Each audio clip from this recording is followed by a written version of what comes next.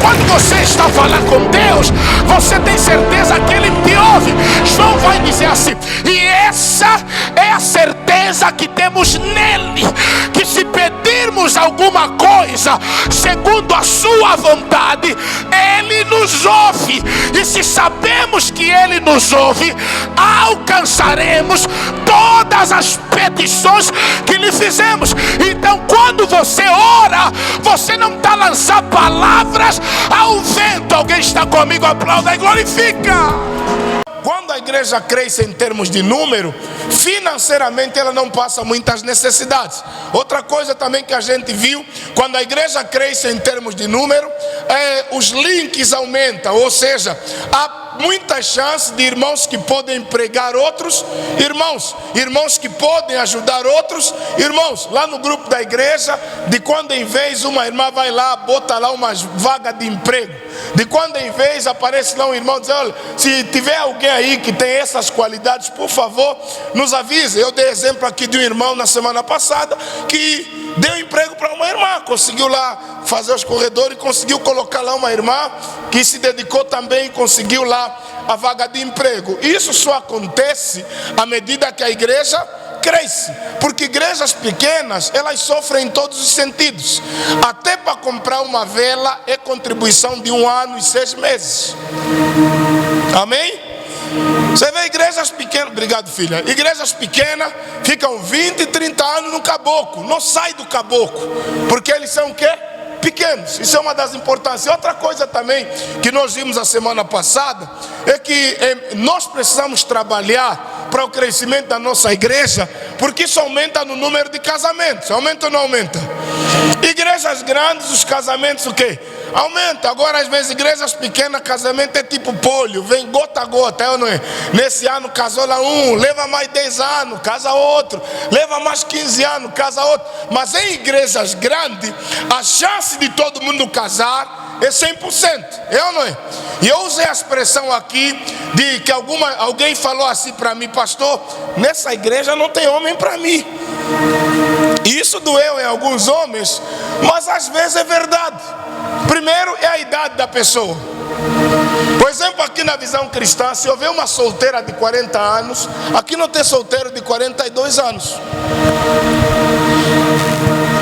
Tem? No mínimo uma irmã de 40 anos vai casar com um rapaz de 24, 25 anos, que são os solteiros que estão aqui. Então, chances dessa irmã casar aqui. Mas numa igreja grande, tem viúvo de 70, tem divorciado de 60, de 50, é ou não é? Tudo está aí na igreja. Então a chance de casar aumenta ou não? Outra questão também é a questão julgo financeiro desigual, julgo acadêmico desigual, julgo social desigual. Numa igreja onde tem 3 licenciadas, imagina se tiver 2 homens que só terminaram até a 8ª. Aí já complica, não é? Para se aceitar. Ou a irmã vai ter que descer mesmo do salto, baixar, deixar de ser girafa e baixar mesmo para ficar com o irmão da 8ª, ou vai dizer: ei, camarada, eu não sei o que estou a dizer, estou a supor. Então é isso que acontece. Então, em igrejas grandes, isso não é um problema, é ou não é? Tem muitos licenciados, muitas licenciadas, muitos empregados, muitas empregadas. Na igreja grande tem muitos divorciados, também tem muitos solteiros. Então a chance de casar é muito grande. Então trabalhar para o crescimento da igreja não é só para levar os irmãos para o céu, mas é por enquanto a igreja está aqui na terra, a igreja vai se servir com os irmãos que estão dentro dela. Mas vamos lá, outras coisas você perdeu mesmo. Stefânio fez o vídeo, ainda não me deu. Outra coisa aqui, devemos ser uma grande igreja, porque isso mostra que somos membros empenhados. Ou seja, esse é o 13º, né? Nós devemos ser uma grande igreja, porque isso revela que nós somos crentes o quê? Empenhados, crentes que estão trabalhando para o crescimento da igreja. Ou seja, uma igreja onde os crentes trabalham, evangelizam, ganham almas, elas crescem. E normalmente as igrejas grandes, eles estão a trabalhar pesado. Não tem igreja que cresce com pastor preguiçoso e membros preguiçosos. Não tem. Se você vê uma igreja grande, tem um pastor que está trabalhando, tem um pastor que ora, tem um pastor que prega, tem um pastor que evangeliza. Não tem pastor preguiçoso. Pastor passa o dia na cama, comendo frutas, né? Oh, que vida! Não jejua, não ora, a igreja não cresce. Então, o resultado do crescimento da igreja é o trabalho dos pastores, dos obreiros e dos membros. Todos os membros que cooperam para o bom funcionamento e crescimento da igreja, se eles se esforçarem, aí sim. Pastores preguiçosos não usam o potencial da igreja, tornando-a o quê? Preguiçosa. Amado, a igreja tem que ir para as ruas, a igreja tem que ir no campo de evangelismo. Os irmãos têm que tomar responsabilidade e até ter vergonha. Eu lembro que quando eu vim para a Visão Cristã no Lubango, dava vergonha falar que eu sou dessa igreja, porque quando eu convidava alguém para ir para o culto na Visão Cristã, era eu, o convidado, mas os obreiros e o irmão José, que era um obreiro lá que pregava na igreja. Sabe, a igreja toda vazia, sou convidado, então, a vossa igreja afinal é assim. Eu comecei a ter vergonha de trazer colegas da minha escola para a igreja. E aí durante muito tempo eu tinha vergonha. Eu falei, não, vou lhes convidar quando a igreja crescer. Até um dia eu percebi que não, o crescimento da igreja é nossa responsabilidade. Sem o pastor nos mandar naquela altura, começamos a ir no campo de evangelismo. Começamos a fazer evangelismo louco pelo bairro.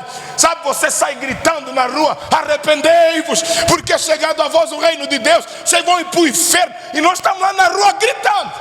Hoje vai para o Lubango, irmão. Você vai se surpreender. Só hoje mesmo assim, eles já estão no terceiro culto agora.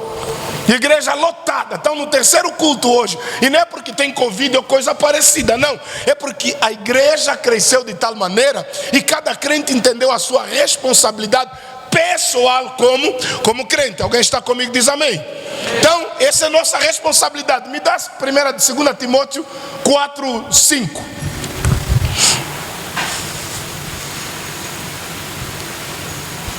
Olha o que Paulo vai dizer para Timóteo.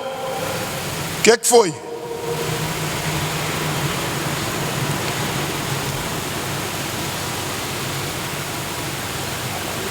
Eu não tenho um telefone aqui, meu irmão.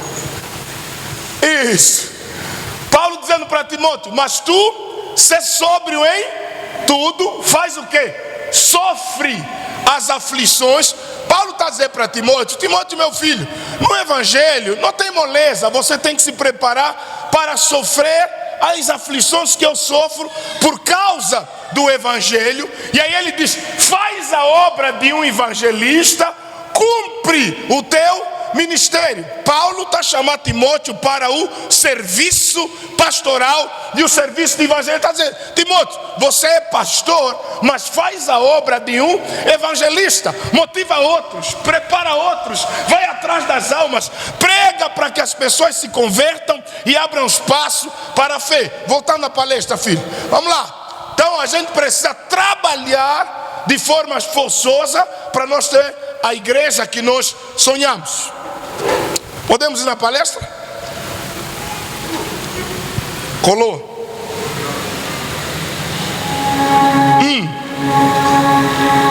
Meu telefone está nessa pasta. Dá só o iPhone.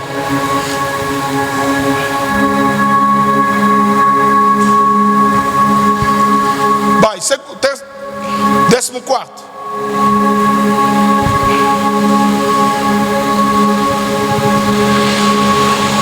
Isso. Por que a gente deve ajudar no crescimento da igreja? 14º. Devemos ser uma grande igreja porque poderíamos realizar a cota bíblica de 25% de almas ganhas na província. Amado, eu estava a ver a estatística do número de pessoas que vivem em Benguela. É perto de 3 milhões de pessoas. Dessas 3 milhões de pessoas, na igreja em Benguela, nós não somos 10%. Eu não estou a falar igreja Visão Cristã. Os cristãos em Benguela não são 10% dos 3 milhões. Então, o que significa? Há mais ímpio em Benguela do que crente.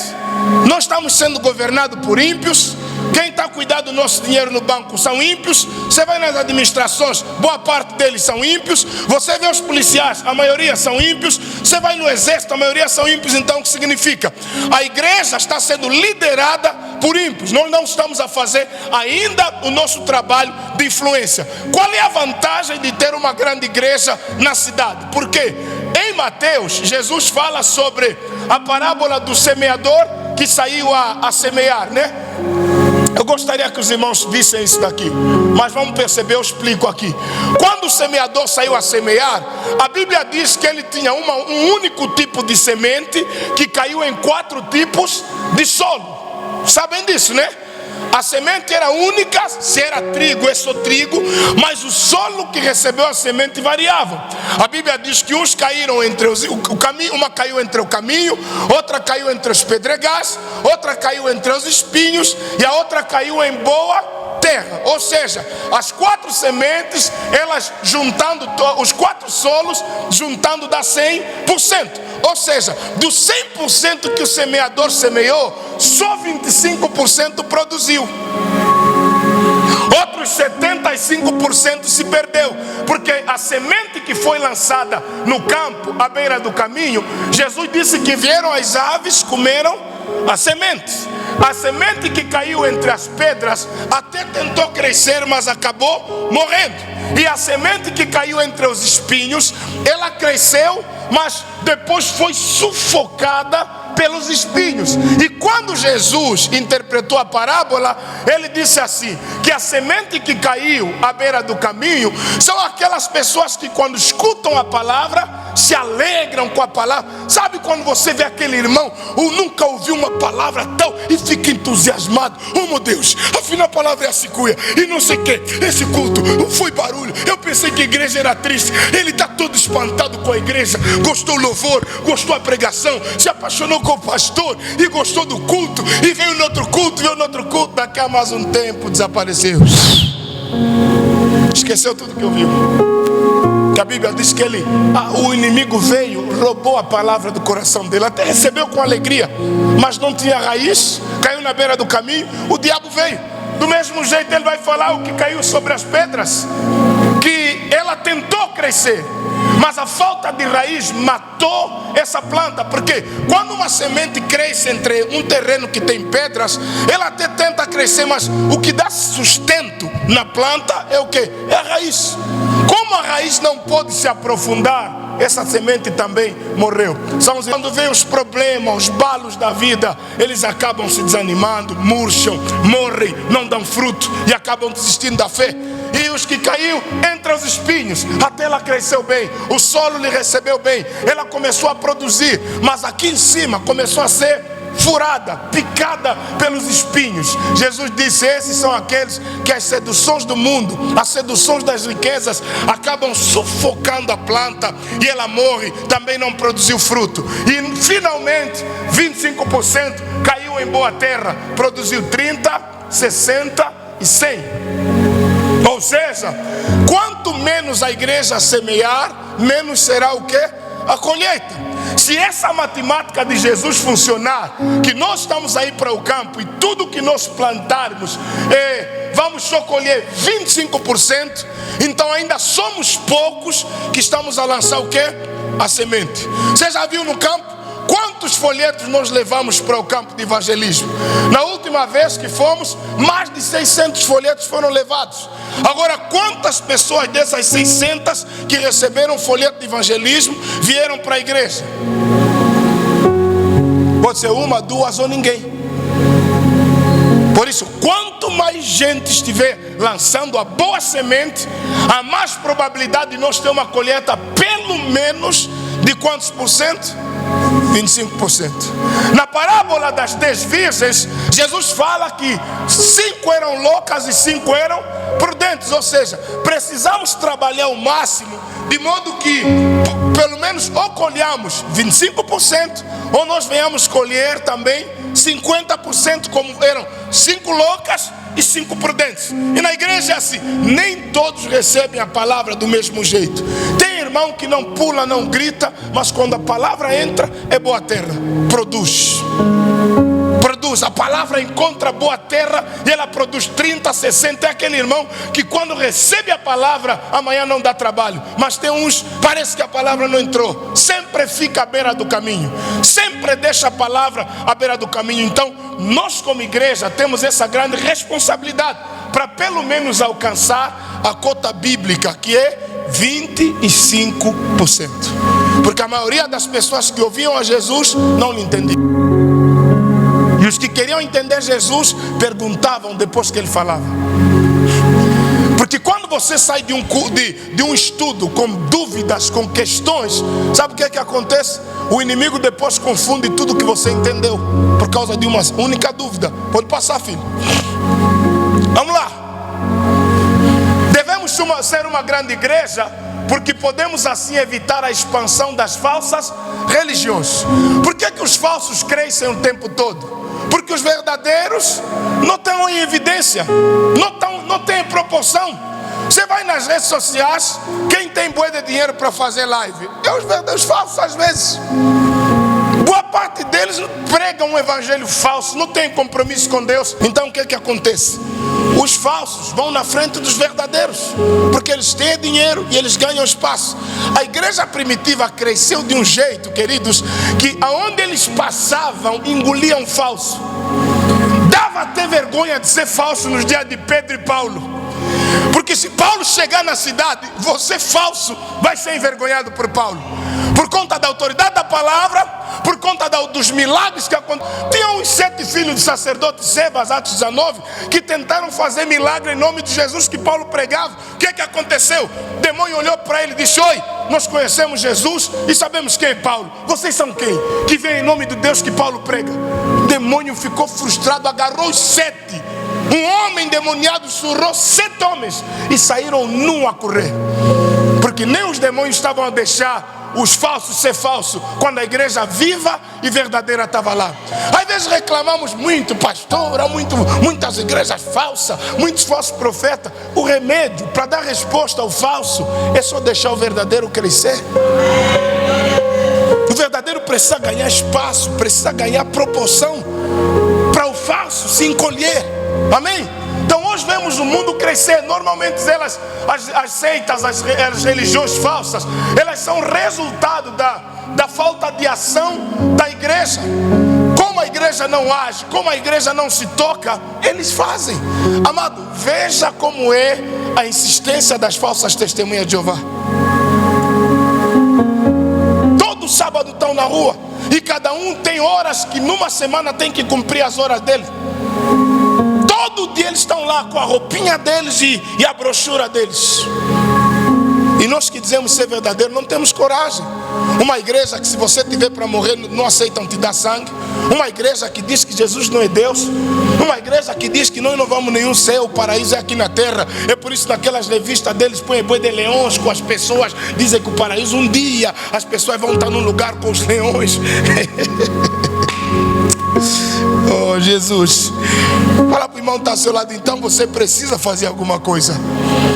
Irmão, paraíso não é você comer com os leões.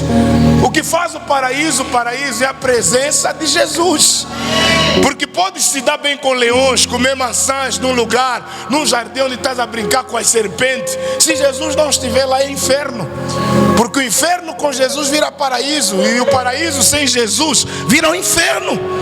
Amém? Então a igreja que tem o evangelho verdadeiro, tem acontecido coisas muito estranhas.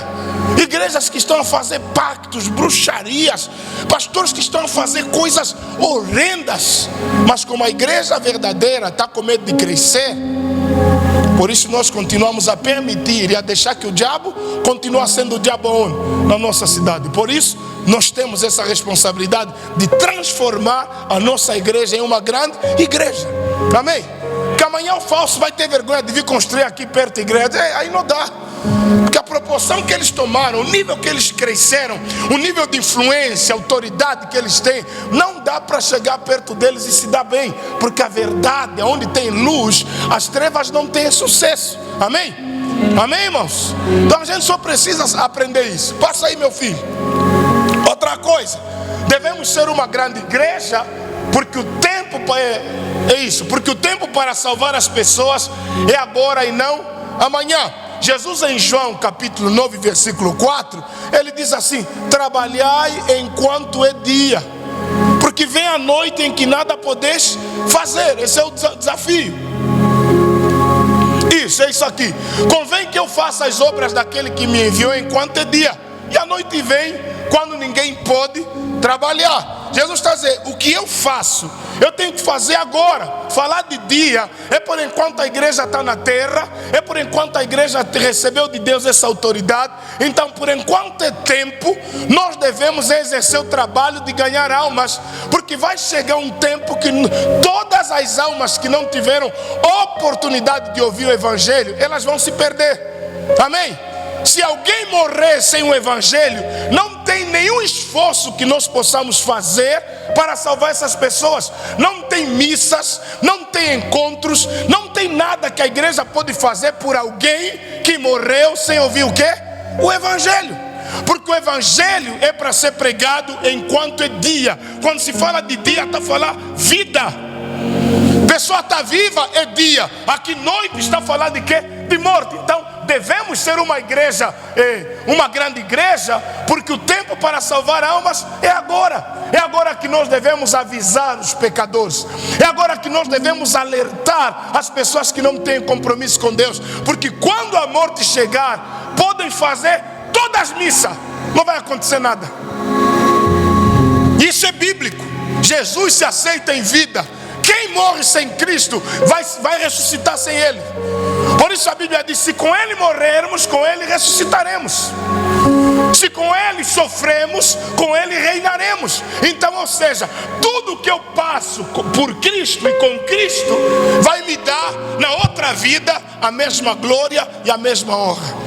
Por isso os apóstolos que com Ele sofreram, receberam o quê? Autoridade, domínio e crescimento. Então nós como igreja devemos fazer parte dessa glória hoje, que é a pregação do evangelho, porque assim nós estamos ao quê? A ganhar almas para povoar os seus. Deus poderia mandar os anjos para vir evangelizar, mas Ele preferiu deixar essa missão para quê?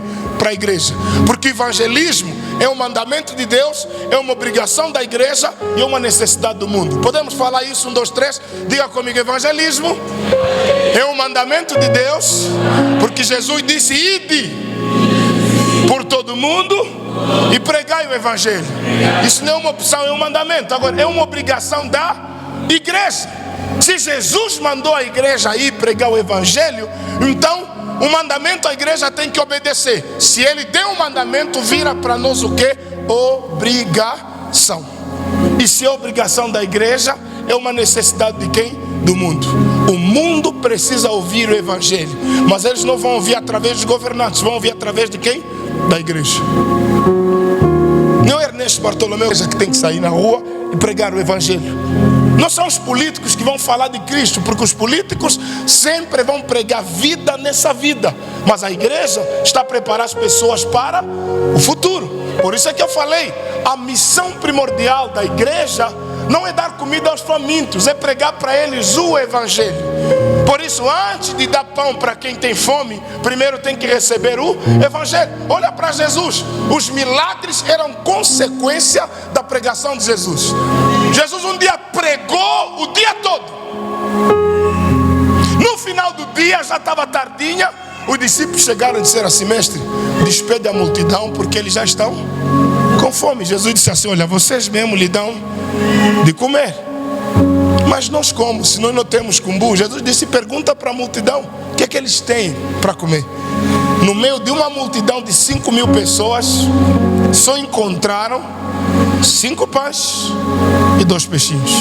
Só para você ver que a multidão, quando vem procurar Jesus, não traz mesmo nada. Só vem mesmo com a fé para receber o quê? Um milagre. E essa mania parece que se repete nos nossos dias de hoje, não é? As pessoas vêm adorar a Deus, mas não levam mesmo nada. Imagina numa multidão onde tinha 5.000 homens, sem contar as mulheres e crianças. Se nós contar para cada mulher uma criança, ia bater 15.000 pessoas. Quando Jesus mandou inquirir: o que é que você tem? Não tenho nada. O que é que você tem? Não tenho. Só veio buscar meu milagre. Jesus disse: pega um pãozinho desse menino e reparte com a multidão. E aí começaram a repartir o pão e o peixe, depois dele ter orado, e alimentou as multidões, mas isso aconteceu depois da pregação do evangelho. Então, para Jesus, a prioridade para o pobre, para o faminto, não é dar pão, porque ele pode morrer de barriga cheia e ir para o inferno. Então, primeiro escuta a palavra. Se der tempo, vamos dar pão, porque pão mesmo é obrigação do governo, nos dá pão. Escola, eu perguntei aqui na semana passada, é obrigação de quem construir hospitais? Ministério da Saúde. Esquadra policial é obrigação de quem? Do Ministério do Interior. A igreja não pode construir esquadra, porque a nossa igreja já é esquadra. Você não sabia que você está na esquadra? Os gatunos aqui entraram na esquadra, os doentes entraram no hospital. Ou seja, a igreja toma forma mediante a tua necessidade. Se você tem fome, entrou na padaria. Se você tem problema com roubo, entrou na esquadra. Por isso vamos te orar. Aqui na esquadra esse demônio de roubo vai sair. Se você entrou doente, você está no hospital, nós vamos orar por você e você vai ser curado em nome de Jesus. Então a igreja, ela toma a forma de quem entra nela. Amém? Amém? Então aqui é esquadra, aqui é polícia, aqui é no tribunal. Por isso estão a te perseguir lá, vem na igreja, dobra o joelho, queixa no juiz, do juiz, ele vai se levantar ao teu favor, o milagre vai acontecer na tua vida. Essa é a conjuntura da igreja. Amém? Está doente, entrou na igreja, diga: Senhor, para mim agora não é igreja, é hospital. Está onde o do médico dos médicos? Eu preciso de uma cura, preciso de um milagre. Faz algum milagre na minha vida, na minha casa, na minha família. Alguém crê nessa palavra? Diz amém. Então essa é a missão da igreja. Amém? Então nós precisamos pregar para o perdido. Passa, Deus, rápido. Vamos falar aqui agora sobre princípios para o crescimento da igreja. Já que a gente está falando sobre evangelização, ganhar alma, o que a gente precisa fazer para crescer como igreja? Number one, isso, o princípio da multiplicação do pastor. Esse é o primeiro princípio para que a igreja cresça. Irmão, o pastor Isaac não é o homem Batman, o super-homem. Ele não é o homem verde que pode voar em vários lugares. Para que a igreja cresça, a primeira coisa que a gente precisa fazer, o pastor precisa o quê? Se multiplicar. Como é que a gente multiplica o pastor? O pastor precisa ensinar mais alguém, mais alguns, a fazer as mesmas coisas que eles fazem. Eu lembro no tempo do Zedu que a minha mãe já ficou várias vezes sem salário, porque o Zedu foi na Espanha, não assinou a folha de salário. Naquele tempo que as coisas só estavam assim.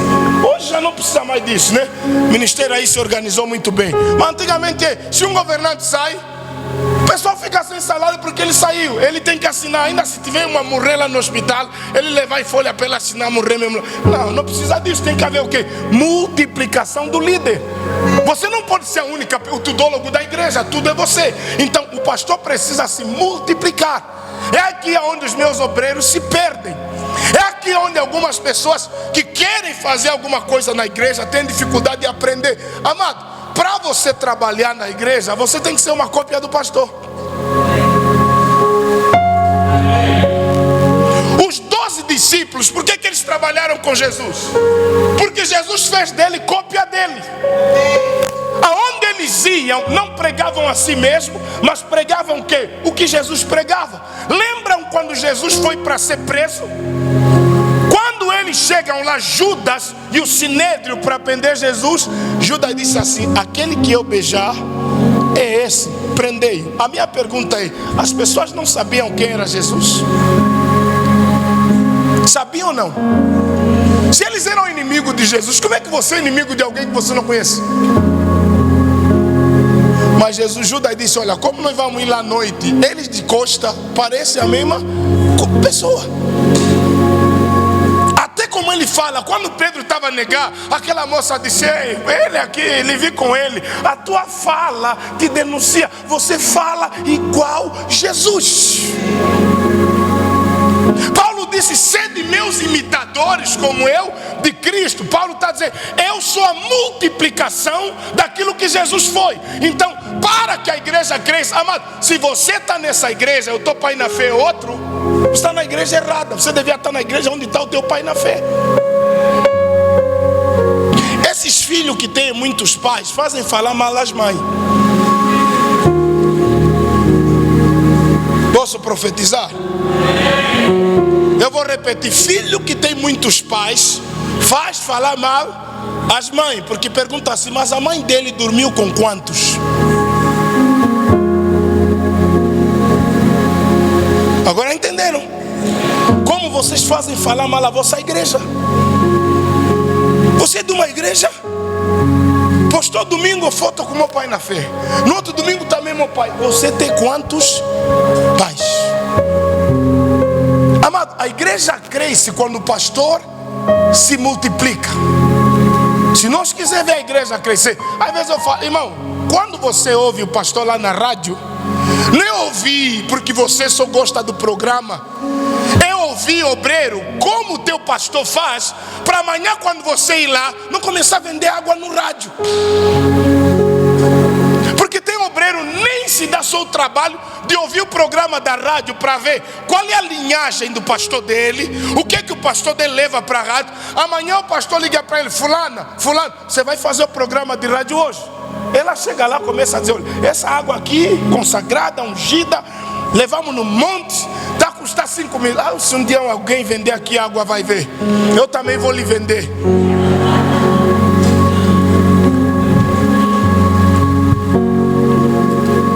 Vocês estão a ver a importância de seguir o vosso pastor? Porque quando você me segue, quando você segue o teu líder, amanhã você vai estar no mesmo lugar onde ele estava, e você vai fazer a mesma coisa, e a organização não se perde. Quando é que há quebra de legado? Quando a pessoa que vem se recusa a andar nos trilhos de quem? Do outro. E eu vou dizer, quando se fala de reforma, você às vezes não vai precisar reformar tudo.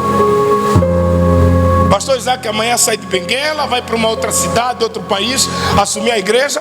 O outro pastor que vem, em vez de se preocupar com as coisas mais importantes, não, temos que partir o altar, temos que partir a janela. A pergunta é, você quer fazer o quê? Porque às vezes estamos tão preocupados para destruir um legado, em vez da gente olhar onde o outro terminou e continuar. Eu amo a igreja católica. Veja a igreja católica, se o outro padre que veio estragou o altar. Vai mesmo aqui nascer. Vocês que cresceram aqui em Benguela, que já entraram lá quando eram pequeninos, aquele altar mudou alguma coisa? A mesma coisa. Eu não sei quantos anos tem aquela igreja aí, alguém sabe? Tem quase a idade da cidade, né? Mas é uma igreja muito antiga. A mesma estrutura fora. Ninguém até hoje teve coragem só de pintar lá fora. Amado, manter a mesma coisa. Então quando se fala de legado, às vezes o segredo não é trazer novo, é manter o que os outros deixaram. Porque na ânsia de querer fazer novo, estamos a estragar até o bom que já foi feito. Tem coisas que não precisam ser melhoradas, só precisam ser o quê? Mantidas. Agora falei política. Mas é isso que você precisa entender, amado. Nós precisamos seguir o quê? O legado, o padrão. E isso se chama o quê? Multiplicação do pastor. Amém? Amanhã o pastor Isaac não está aqui, não pregou, mas o irmão que pregou, não pregou a minha mensagem, mas pregou a mesma linhagem. Porque é diferente. O pastor Isaac ensina sobre a importância do dízimo. Amanhã vem um irmão que diz, não, eu tive a orar, Deus me mostrou que o dízimo é da lei, nós não precisamos dar dízimo. Esse é um Satanás que andava comigo, mas nunca pegou o quê? A minha visão. Então essa é a primeira coisa. A gente quer crescer, o primeiro princípio é multiplicação do pastor. O obreiro é a extensão do pastor, é a continuação do pastor. Você vê 3 anos que Jesus treinou os discípulos, eles nunca pregaram perto de Jesus. Quando chegou para pregar, Jesus lhes enviou. Mas depois que Jesus foi, eles só fizeram o mesmo que Jesus fez. Você não vai fazer o mesmo que o mestre fez se você se recusar a aprender com ele. Estamos juntos? Vamos lá, passa aí, filho. Segundo princípio, o princípio da igreja estar focada na pessoa X. Quem é a pessoa X? Para o crescimento da igreja, esse é o segundo princípio. Se quisermos um crescimento, precisamos nos focar nos visitantes e as pessoas novas. E isso deve ser responsabilidade de cada um de nós, que assim o perceber e encaminhá-los aos pastores e aos obreiros. Por isso eu sempre brigo com os irmãos. Irmão, você não pode ficar nessa igreja 10 anos, 5 anos, o mesmo crente que quer a mesma atenção. Mas a irmã falou assim: eu não gosto quando a igreja cresce, porque quando a igreja cresce, não nos oram na mesma proporção, não nos dão a mesma atenção. Querida, você também devia crescer. Porque se aí você está 20 anos na igreja, ainda é mesmo crente bebê, quando a chupeta cai não consegue meter na boca. Já palavra. Porque tem crente assim, na chapa dela, o pastor está onde? Né? O gato veio macho. Dá vontade de dizer: come, minha irmã.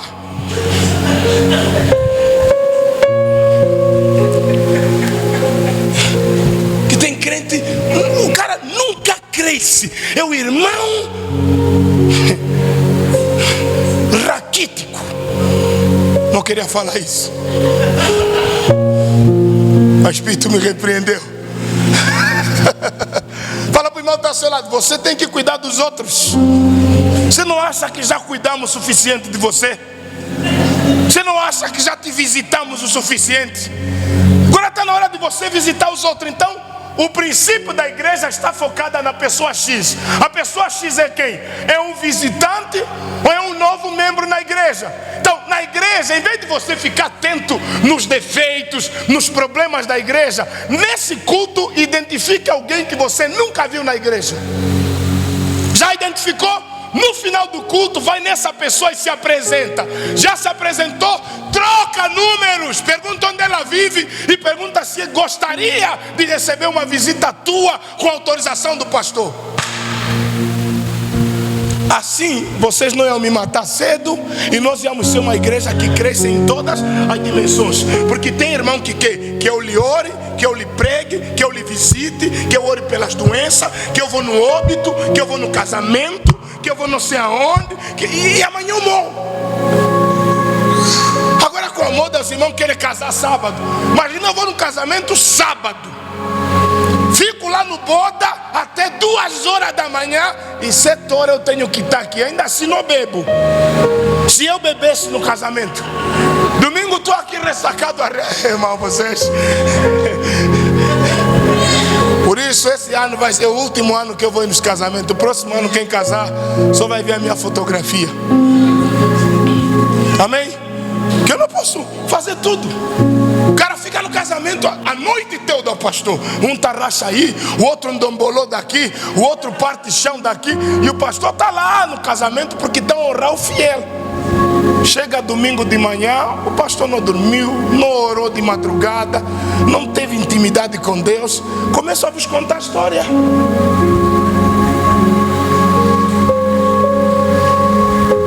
Então, amado, a gente precisa aprender isso. Que chega um momento que você, o papá, quando descobrir um outro papá que nunca veio aqui, chega lá. Porque se for um jovito lá, vai pensar que quer ele tirar dinheiro, ele é novo. Esse jovem agora. Mas chega um senhor responsável: olha, pai do senhor, meu nome é fulano de tal, sou membro aqui da igreja, por acaso nunca ouvi aqui, é novo, está nos visitando, vem de algum lugar. Olha, eu sou novo aqui, me convidaram aí na rua, ouvi o programa. Uau, que bênção! Você gostaria de falar com o pastor? Eu posso conectá-lo ao pastor. Amado, você está trabalhando na igreja. Agora tem irmão com espírito maligno. Ele, quando encontra um novo, começa a lhe contar todos os problemas da igreja.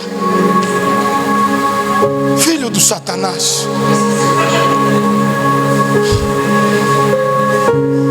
É muito importante, se nós quiser crescer como igreja, saber identificar pessoa X.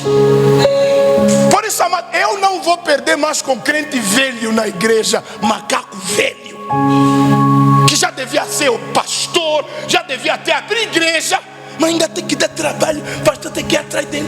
Fulano, vai vir quando? Meu irmão, se rebenta. Você que sabe se vai no céu ou no inferno. A vida é tua. Amém? Eu vou perder tempo com criança crianças, com bebês na fé, com crianças que querem, realmente tropeçam porque não entendem. Porque tem irmão, o cara já está na igreja, ele já poderia cuidar da pessoa X, mas ele ainda é que tem que ser cuidado. Toda hora trazer problema na igreja. Fala para o irmão que está ao seu lado: ou você cresce, ou esse pastor um dia vai te purificar.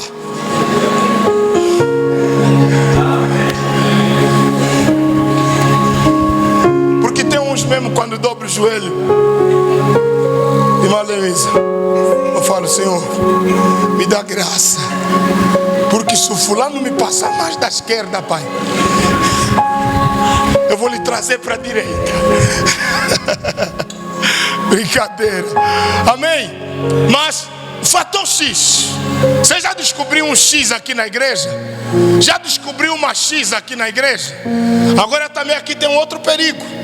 Nessa descoberta, ou o princípio da igreja estar focada na pessoa X, é bom que mulher cuida de mulher e homens cuidam de homem. Porque tem irmão galinha, ele mesmo diz: pastor, meu chamado é com as irmãs, o meu ministério mesmo é visitar as irmãs, discipular as irmãs. Não, é muito bom ao identificarmos a pessoa X, que mulheres cuidam de mulheres e homens cuidam de quê? De homens. Seria muito bom. Se você identificou uma mulher, traz no pastor. O pastor sabe como vai fazer. Em termos de maturidade, tem mais maturidade que você. Amém? Porque não é muito bom. Tínhamos um irmão aqui, ele dizia que não sabia tocar piano, mas ele afinal estava dando aula de piano numas irmãs. Eu falei: quando é mulher o dom aparece. Quando é homem você não sabe fazer. E era obreiro. Não, dou aula de piano e guitarra. Eu falei: não ensina nenhum homem. 3 anos na igreja, não ensinou nenhum homem. Mas uma vez estou ali ver com um telefone novo. Rapaz, tu vive na igreja, depende da igreja, tirou o telefone aonde? Não, pastor, é que eu dou aula de guitarra. Quem são os teus alunos? Não, só tenho aluna. Rei Salomão. Está com o espírito de Salomão. 1000 mulheres, 300 mulheres, 700 concubinas. Terceiro princípio. Vamos lá, qual é o princípio?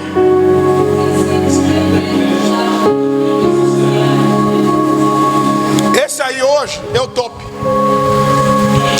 Hoje as pessoas, nós gastamos muito dinheiro com a rádio. Para a igreja pequena que nós somos uma igreja pequena, e todos os meses pagar 150 mil do programa da rádio é muita fé. Por quê? Hoje o retorno que nós temos na rádio é assim, em termos de ouvintes. Mas quando a gente faz o programa de rádio com live, numa live às vezes ficam 200 pessoas. Depois da live, a live fica gravada lá no Facebook, chega a atingir 1000 pessoas que assistiram o programa da rádio através da rede social. Ou seja, na hora que nós estamos na rádio, das 21h15 até 22 horas, todo mundo já está na cama, não ouvindo rádio, mas com o quê? Com o telefone. Ou está no Instagram, ou está no Facebook. Então, hoje os rádios na nossa casa desapareceram. Se eu perguntar aqui quantas pessoas têm rádio em casa, se contam nos dedos. Então a gente precisa trabalhar como igreja nas mídias sociais. Tem YouTube, nós temos vídeos aqui, os vídeos que nós fizemos das pregações do apóstolo Fredo em 2020. Vocês lembram no Janeiro Profético? Irmão, aqueles vídeos giraram o mundo, mas aconteceram na nossa igrejinha. Todo o país viu aqueles vídeos que foram gravados com a nossa câmera na nossa igrejinha. A nossa igreja ficou conhecida até hoje, pensam que é a igreja do Fredo. Eu vi publicações com mais de 1 milhão de visualizações de vídeo que cortaram do nosso canal e botaram em outros canais, e até tem gente a fazer dinheiro com os nossos vídeos. Porque eu quero dizer, amado, se nós como igreja trabalharmos nas mídias sociais, amado, no Facebook a única coisa que nós vamos pagar é saldo. É de graça. graça. Você não paga nada para ter uma conta no Facebook. Agora, coitado dos pastores que começavam a pregar no princípio que o Facebook é do diabo. Eu acredito que se Jesus vivesse hoje ia ter Facebook. Oh, pastor, não, Facebook, as pessoas estão lá. Então o evangelho precisa ir aonde as pessoas estão. Amado, o nosso evangelismo pessoal, o nosso evangelismo em massa, não é mais eficaz que as publicações do Facebook. Porque vocês não sobem nos prédios. Se eu postar um vídeo agora, até no voo entra. Várias vezes que eu venho de Macon, o Ambos Press, tem alguém ouvindo uma pregação minha dentro do autocarro. Sem exagero, toda vez que eu subi no autocarro, alguém num lado está ouvindo uma pregação minha no TikTok. Ele diz, eu estou a vir de Luanda, eu entro no autocarro e começou a me apontar um grupo lá. É ele, eu falo, não é ele, ele vai andar aqui na Macon. Não, é ele, não é ele, esse vai andar aqui na Macon. Porque as pessoas criam uma imagem ao nosso respeito, né? Já imaginam que esse, como está nesse vídeo, tem esse número de seguidores, com certeza esse está lá numa vida, lá vão ter. Mas querido, as pessoas estão a ver. Então, se nós quisermos crescer, precisamos crescer nas mídias sociais. Igrejas que não têm conta de Facebook, igrejas que não conseguem nem tirar foto de um culto, igreja que não conseguem nem postar um sermão do culto. Ou seja, as coisas acontecem naquela igreja e morrem lá mesmo naquela igreja. Você já imaginou se não escrevessem a Bíblia, Paulo? Como é que nós íamos saber que Jesus fez tudo o que fez se os apóstolos não escrevessem? Hoje nós não podemos aumentar mais nada na Bíblia. Como é que nós podemos eternizar as coisas que estão acontecendo hoje na igreja? Fotografias, vídeos, áudios. Você tem o Facebook, você poderia ir lá, colocar um texto todas as manhãs, evangelizando alguém, fazendo um vídeo com muito cuidado, uma coisa bonita. Então nós precisamos invadir o quê? As redes sociais. Porque os árabes estão lá, os Cacu, Felipe estão lá, os muçulmanos estão lá, os bruxos todos estão lá, os falsos, verdadeiros profetas estão lá, e nós precisamos ganhar um espaço lá. Alguém está comigo? Diz amém. Amém. Graças a Deus. Então, amado, a nossa igreja hoje é conhecida em muitos lugares. Não é porque nós temos muita gente, é porque está na mídia. E ainda não está na proporção que devia estar. Por isso, irmão, se você sentir de Deus oferecer câmera, ofereça. Quer pagar a internet da igreja? Paga. Porque você estará fazendo o trabalho de quem? Do reino. E às vezes os crentes nas redes sociais também não ajudam. Vê um vídeo e só fala, esse é o meu WhatsApp, pastor, pode me mandar. Nunca mandou saldo. Parece a gente manda pela fé. É ou não é? Porque, amado, a gente tem que estar inclinado. Eu preciso ser um cooperador do reino de Deus. Alguém está comigo? Diz amém. Tem irmão mesmo, está mesmo aqui, tem Facebook, nunca partilhou só um vídeo da igreja. Um vídeo do pastor dele. Tem mesmo Facebook, tudo partilha. Partilhou. O Satanás e a pomba gira, não deixou não sei aonde. Você pegou e partilhou. Bilo na praça. Você foi lá, Bilo na praça, partilhou. Mas um vídeo do teu pastor partilhar, nunca. Eu não estou a pedir likes aqui não. Eu estou a falar sobre pregação do evangelho. E é incrível que as pessoas que mais partilham os meus vídeos são ímpios. Vai no TikTok, os que fazem meme, brincam com os nossos vídeos, são ímpios. Porque os crentes são invejosos demais para partilhar um vídeo do pastor deles. É muita inveja no coração. Passa aí, filho. Quarto princípio, o princípio do 80/20. Quando eu estudei esse princípio, me deu uma vergonha, mas é verdade. Essa regra ensina que 80% do crescimento da igreja vem dos 20% do povo comprometido com a igreja. Por isso é importante para cada pastor gastar mais tempo com os 20% que tem esse sentimento de quê? de pertencer. Não ajudam em nada. Os irmãos que estão no culto matinal, sempre sobra para eles limpar a igreja, varrer o pátio da igreja, arrumar a cadeira da igreja. Os irmãos que vêm no culto à noite é que sabem o que está acontecendo na igreja. Ontem eu fui com o Edmilson aí numa loja, alguém falou assim: o pastor está magro. Profetizou, né? Disse: o pastor está magro. Ele disse: você não sabe que o pastor está de jejum? Ele disse: tem jejum, começou quando? Eu falei: você afinal não é da nossa igreja. Você, na tua igreja tem jejum e você não sabe. Amanhã vai só escutar: fomos arrebatados, você ficou também. Então por isso é que, amado, a gente precisa entender: se 80% na igreja são passivos, nós devemos gastar tempo com quem? Com os 20. Porque os 20 é que tem tempo para evangelizar.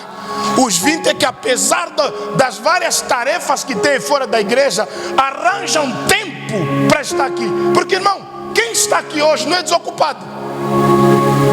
Tem gente que parou de fazer coisas que tem que ver com o trabalho que elas fazem para tirar 2, 3 horas aqui hoje. Estou errado?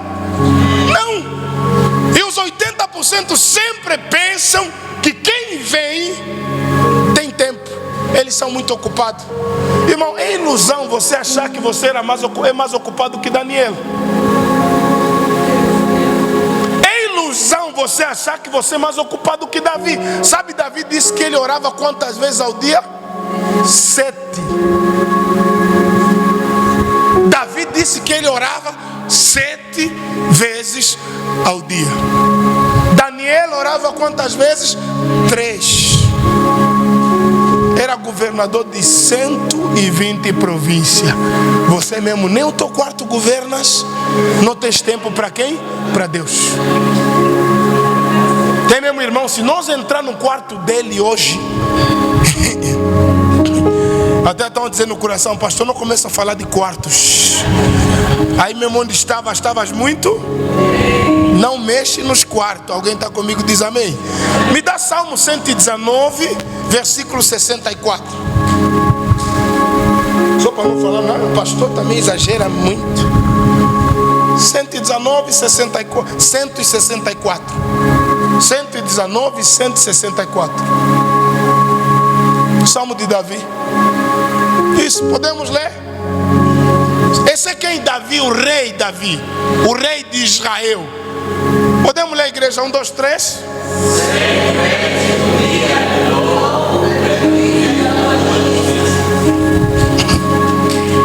Davi está dizendo: 7 vezes no dia te louvo, te agradeço, te exalto pelos juízos da tua justiça.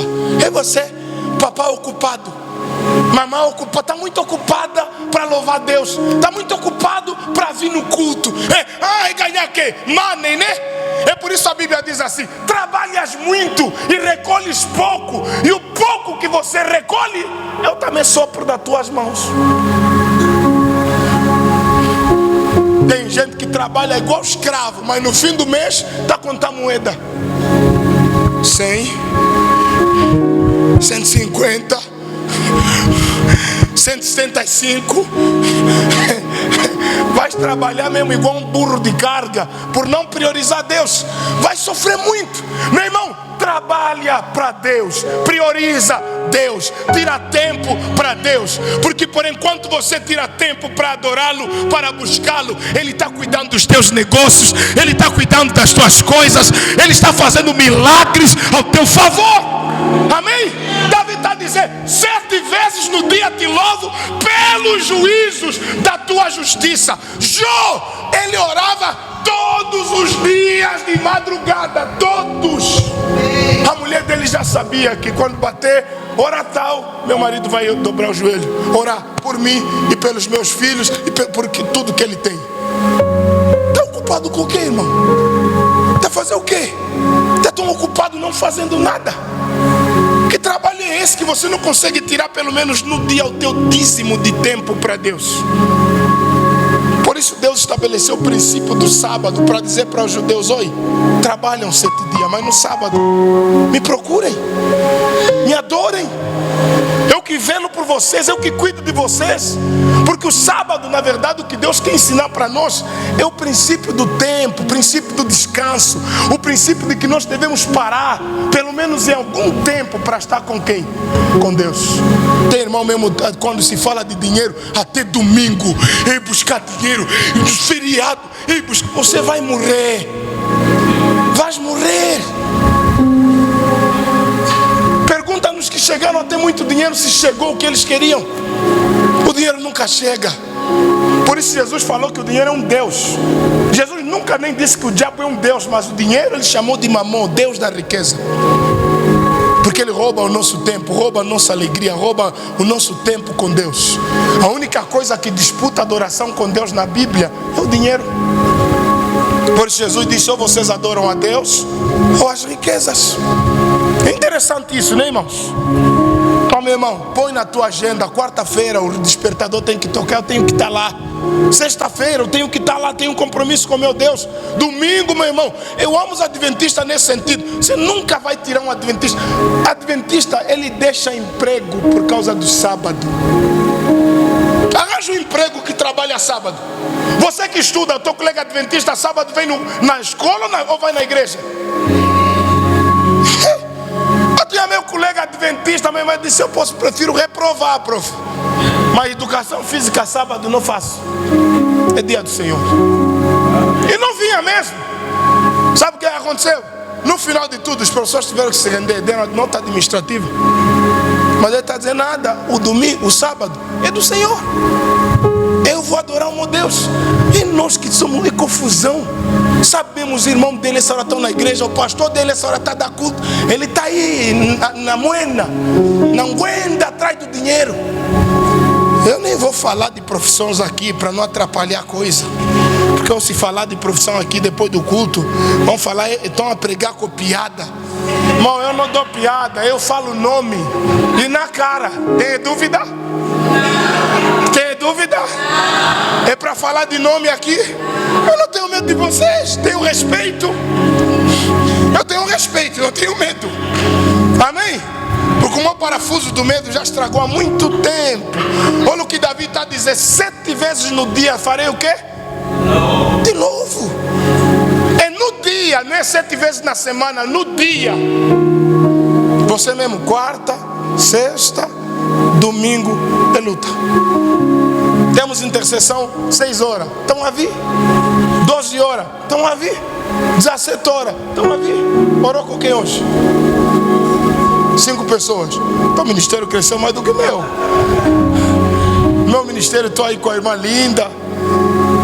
Mas e quando você tem misericórdia, aparece mais uma irmã aí que tem pena, porque os demais me abandonaram. Já estou a começar a ter inveja do teu ministério. Meu ministério tem 3, o teu já tem 5.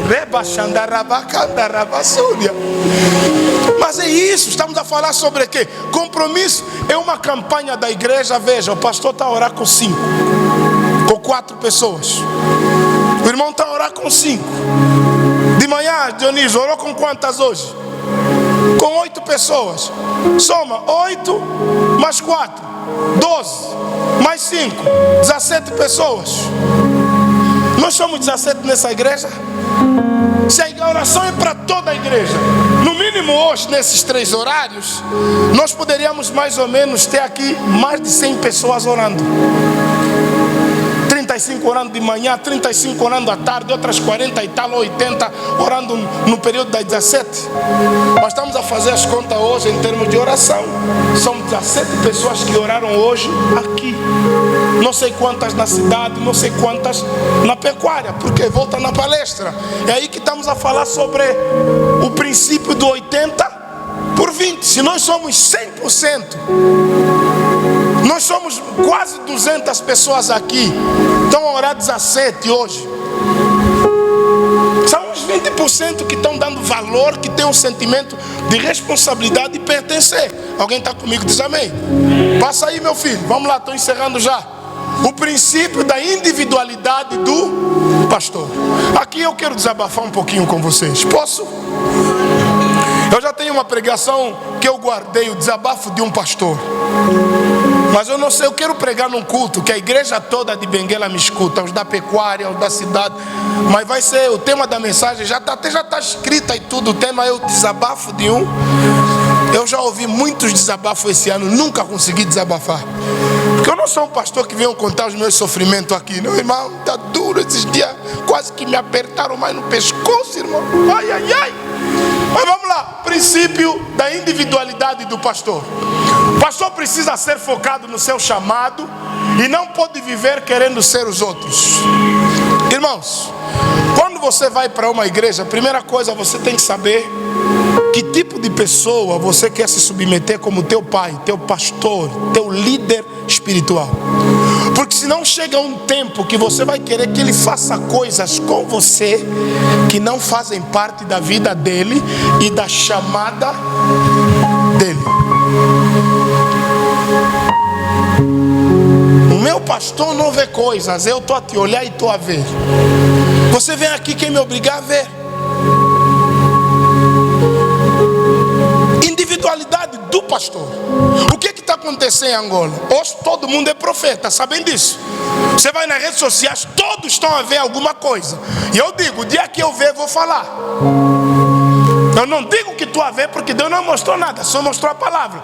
Então, nós precisamos entender a individualidade do pastor. Qual é o foco, qual é a visão, qual é a chamada dele. Para amanhã eu não querer que ele me dê algo que não faz parte da chamada dele. Faz sentido? Por isso, o que acontece? Depois nós começamos a ter crentes desleais. Porque como não encontra aqui, ele tem que buscar em um outro lugar. E aí o que acontece? Nessa andança, nós encontramos comida envenenada. Nós começamos a comer coisas que não fazem bem para a nossa fé. Por isso, amado, se você for para a igreja católica, se prepara para rezar Ave Maria. Não adianta dizer eu não gosto, vai rezar. Vai chegar mesmo um momento, o padre vai subir, vai dizer Ave Maria, a igreja toda cheia de graça, bendito é o fruto do vosso ventre, o Senhor é convosco, desde agora até na hora da nossa morte, e vai. Você não pode querer ir numa igreja adventista e querer que o pastor te ora para você falar em línguas. Porque eles não creem nisso. Eu não sei se vocês estão a me entender. Quando eu estou a falar sobre a individualidade, até deixa eu descer aqui. A individualidade do pastor. Se eu estou numa igreja adventista, eu tenho que saber que o princípio aqui é sábado. Aqui eles não falam em línguas. Aqui na hora de libertação, para eles libertação é uma coisa mais light, é a palavra. Não tem esse negócio de cair na igreja e tudo mais. E você, se estiver lá, você não pode dizer esse pastor é frio, é carnal. Frio é você que não aprendeu que a individualidade deles aqui é essa. Você não vai encontrar um católico a falar em línguas. Caiu no espírito. Você não vai encontrar na igreja católica um irmão, o padre está da missa, ele vai dizer: preciso entregar uma palavra na igreja. Os escuteiros vão te amarrar com aquelas cordas, vão te deixar no monte amarrado e você vai sair lá sozinho. Quem já foi católico aqui? Já aconteceu isso que um irmão levantou na hora da missa, interrompeu a missa porque tinha uma palavra? Mas é muito comum entre nós essa desordem gospel. Acontece muito entre os pentecostais. Então, querido, se você está aqui nessa igreja, você tem que saber, eles creem em quê? Eles se submetem em quê? Qual é o princípio que rege essa igreja? Porque se você não entende a individualidade, ou você vai ficar infiel, ou você vai ser um crente que o tempo todo está querendo que aconteçam coisas na igreja que não é comum da igreja. Por isso eu digo, irmão, se você acha que não se enquadra, nós com muita educação vamos te pedir para você ir para uma igreja que você se enquadra. Porque a igreja não pode mudar porque você não gosta de como nós andamos. Não. Ah, pastor, eu não gosto daquelas orações do fogo, queima, queima. Não gosta, para nós não te queimar. Vai ser numa igreja onde não queimam nada. Porque aqui mesmo assim, daqui a pouco, vamos queimar lá mais um pouco o demônio. Isso é o que? Individualidade. Ah, pastor Isaac, tinha que orar como aquele pastor. Eu não sou aquele pastor, eu oro como o pastor Isaac. Vocês entenderam isso? O obreiro auxiliar fulano devia orar ou fazer como o pastor Isaac. Ele não é o pastor Isaac. Os livros que eu tenho, ele não tem. A faculdade que a vida me levou, ele não passou lá. Você é muito menino, você é muito infantil. Você tinha que aprender sobre o princípio da individualidade no ministério. Pedro curava com a sombra. Paulo tocava para as pessoas serem curadas.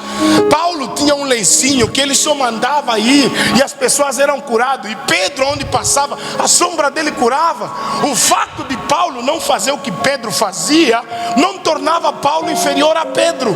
E o fato de Pedro não fazer o que Paulo fazia não fazia inferior. Mas agora, quando a gente é imatura, não consegue perceber que o pastor Tony é assim, pastor Isaac é assim, o auxiliar aqui é assim, o auxiliar aqui é diferente, e eu preciso aceitar.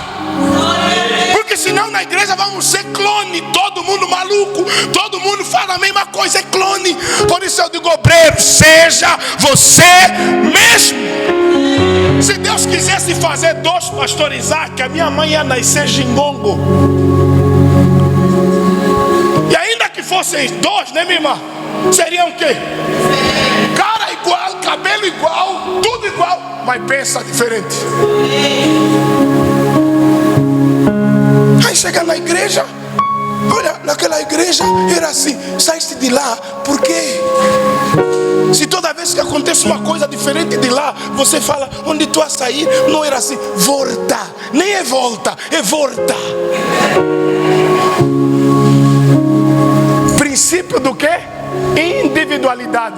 Não, eu gosto na igreja onde dão liberdade no espírito, onde eu pego o microfone e falo o que quero. Aqui não é assim. Porque já tem irmão que falou o que quer, nos trouxe problema.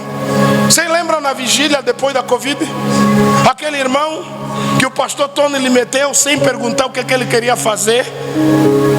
O irmão veio no culto, nunca mais apareceu num dia no culto, disse, tinha uma coisa, queria contar um testemunho. Eu falei, pastor Tony, não deixa ninguém, por isso quem diz vou contar testemunho, primeiro me conta eu vou filtrar se dá para falar isso no púlpito. Que eu já vi irmão foi contar testemunho, orei para o meu cunhado impotente sexual.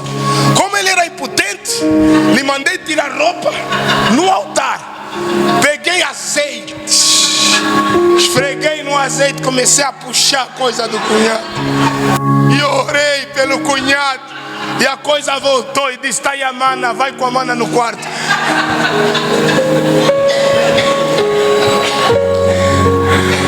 Vocês estão a rir porque eu estou a contar já na terceira pessoa. Mas isso é vergonhoso ou não? Imagina se o cunhado está na igreja. É por isso quando alguém diz, pastor, tem um testemunho, eu falo, o que é que foi? Não, me conta tudo, minha irmã. Olha, essa parte não, essa parte aqui também não, essa parte também não. Tem irmãos e irmãs aqui, tem um espírito profético. Eu não vou dizer que são profetas, porque ainda nessa igreja eu não conheço profeta. Não conheço, aqui se tem, não conheço. Na cidade, na pecuária, aqui no autódromo, se tem profeta, eu, Isaac Lufungula, não conheço. E se disseram que são mentirosos. Não conheço se tem profeta. Deus pode entregar uma palavra para alguém, não lhe faz ele um. Eu posso fazer um pão, saiu bem naquele dia, virei padeiro. Eu às vezes dou paracetamol nos meus filhos, curam, a cabeça passa, para de doer. Sou médico? Pensei que era. Aí, no culto, o irmão quer entregar uma profecia. Eu falo, não, irmão, o microfone é para a igreja, fala para o pastor da igreja. Não, mas é para a igreja, fala para o pastor da igreja, que a igreja vai saber. Uma vez eu estou num culto pregando e pau a bater, a falar do inferno na igreja lá na cidade. O irmão tem uma palavra para a igreja, fala, Deus está me mandando dizer para falar para a igreja que a igreja precisa se arrepender. Eu falei, irmão, tu vai pregar o que afinal?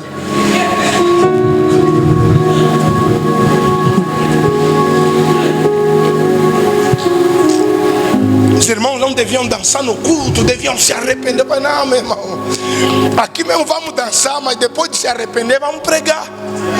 Ou seja, eu estou a pregar sobre arrependimento. O profeta tem uma mensagem de arrependimento. Parece que tem dois deuses no culto. Por isso aqui é assim: tem uma palavra para a igreja, comunica ao pastor, ou o pastor transmite a palavra para a igreja, ou o pastor, se confiar em você, vai dizer, o irmão vai falar da parte de Deus. Aqui nós somos assim. Porque o irmão que o pastor Tony meteu, estou encerrando, para falar, Papa Batista estava naquele culto. Eu tive que mudar minha mensagem para estragar, para desfazer tudo que ele falou. Tinha um monte de irmãs no culto com calça, minha esposa também de calça. Deus me mostrou que as irmãs que usam calça vão tudo para o inferno. As irmãs que têm brinco vão tudo para o inferno. As irmãs que usam pulseira, colares, vão tudo para o inferno. Deus me mostrou que as irmãs que usam cabelo brasileiro vão queimar no inferno. E era 90% das mulheres que estavam na igreja é cabelo brasileiro, é postiço, tudo vão para o inferno. E as irmãs todas envergonhadas. Eu falei, o Satanás não vai estragar a igreja agora. Subi no culto, falei, irmão, não sai do culto, senta aí, eles seguram para não fugir. Primeiro versículo. O irmão contou aqui um versículo que não está na Bíblia. Esse versículo se interpreta assim, assim, assim. Está aqui na tela. Está aqui a palavra. Fui explicar versículo por versículo na vigília, só para desfazer aquilo. Depois daquela vigília, o irmão desapareceu da igreja. E uma vez eu me cruzo com ele na rua, está bêbado. Voltou esses dias, está lá na pecuária. Está bêbado. Ou seja, é um cara que de pouca duração vai estragar um trabalho de 1 ano na igreja, culto de celebração na vigília. Vai dizer que a irmã que meteu calça vai para o inferno. Qual é o texto? Deuteronômio. A Bíblia diz, não haverá roupa de homem em mulher. Você não sabe que existe calça de mulher também?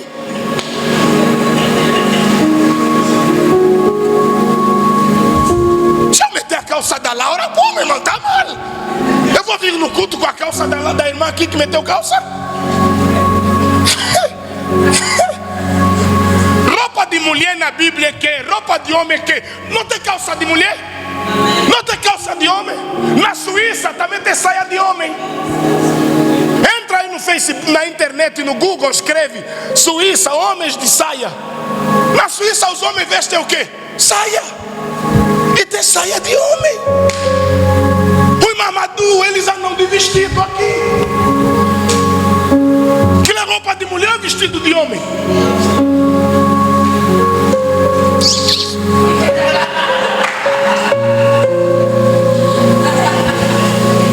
Lê bem a Bíblia. Roupa da Bíblia está dizendo, não haverá roupa de homem em... Imagina um dia eu estou a vir com o sapato da pastora, o vestido da pastora, igual o gato das botas. Isso é que a Bíblia condena. Por isso, meu irmão, vocês têm que entender a individualidade do vosso pastor. Por isso eu só digo, se você não gostar de mim, essa igreja não é um bom lugar para você. Porque toda vez que você me ver a subir no altar, você aí vai ficar endemoniado. Amém? Vamos encerrar aqui. Dá só mais um, filho. O princípio da oração organizada em massa na igreja. Quando os crentes começam a se comprometer com a oração, sabe o que os falsos profetas não querem que vocês descubram? Que Deus também vos ouve. Por isso ele sempre diz assim, para nós fazer um sacrifício com você, você tem que dar 300 mil para selar o sacrifício e eu vou orar por você. Mas porque ele sabe, se você orar sozinho, você não vai pagar 300 mil, você vai sair daí maduro da oração e mais íntima e íntimo de Deus. Porque a Bíblia diz que o véu do templo se rasgou e nos deu completo acesso. Qualquer um, a qualquer hora e em qualquer lugar, tem acesso ao trono da graça de Deus. Então nós precisamos entender que todos nós podemos o quê? Orar. Vamos encerrar com Colossenses 4:12. Paulo fala a respeito disso. Esse é um princípio, oração coletiva, obreiros orando, membros orando, pastores orando. Isso é maravilhoso para o crescimento do quê? Da igreja. Olha o que Paulo vai dizer: saúda-vos Epáfras, um irmão chamado Epáfras, que é dos vossos, servos de Cristo, combatendo sempre por vós para que vos conserveis firmes, perfeitos e consumados em toda a vontade de quem? De Deus. Sabe o que Paulo está a dizer? O irmão Epafrodito, ou Epáfras, que ora comigo, quando eu oro, Epáfra ora comigo, ele está a vos mandar saudações, mas ele não é um crente preguiçoso. Paulo usou a expressão: ele combate sempre em oração por vós. É sempre bom você saber que tem alguém que combate sempre em oração por você. Eu tenho um amigo que todas as vezes que ele vai orar de madrugada, ele me avisa: estou orando por você agora. É maravilhoso. E quando ele me manda a mensagem que de madrugada ele está orando por mim, eu também me levanto e vou orar por ele. Amado, porque não tem nada melhor do que você saber que alguém está orando por você. E nós precisamos, para a igreja crescer, precisamos orar. E eles não querem que vocês aprendam a orar, eles querem orar por você. Eu estou a desenvolver aqui o princípio da concordância, porque eu quero que você aprenda a orar sozinho. Porque não tem ninguém que tem mais autoridade na oração quando você mesmo entende orar pelos teus babulos. Porque você sabe como chorar diante de Deus, você sabe como exigir diante de Deus, porque você conhece a tua própria necessidade. Às vezes eu oro pelos teus assuntos, mas não choro. Mas você... Pastor Fred falou algo muito bonito esses dias. Eu estava ali ouvindo no Lubito antes de ontem. Ele disse assim: a lágrima na oração, ela é muito mais eficaz que uma oração em palavras. Porque as lágrimas, elas são 90% de emoções e 10% de líquido. Ou seja, quando alguém chora na oração, as gotas de lágrimas que caem é quase nada. Mas cada lágrima significa muita coisa. Amado, por isso, muito cuidado quem você anda a fazer chorar. Muito cuidado. As pessoas que choraram por tua causa. Porque lágrima não é só aquelas 3 gotinhas que saíram dos olhos. A cada gota revela raiva, vergonha, humilhação. Amado, você tem que ter cuidado ao fazer alguém chorar por tua causa. E eu vou lhe dizer: não faça a tua mãe chorar por tua causa. Não faça o teu pai chorar por tua causa, porque o que você vai pagar não vais gostar. E outra coisa, não deixa o teu pastor chorar por você. Se ele chorar mesmo é porque ele sente muito as tuas lutas, não é porque você é um problema na igreja.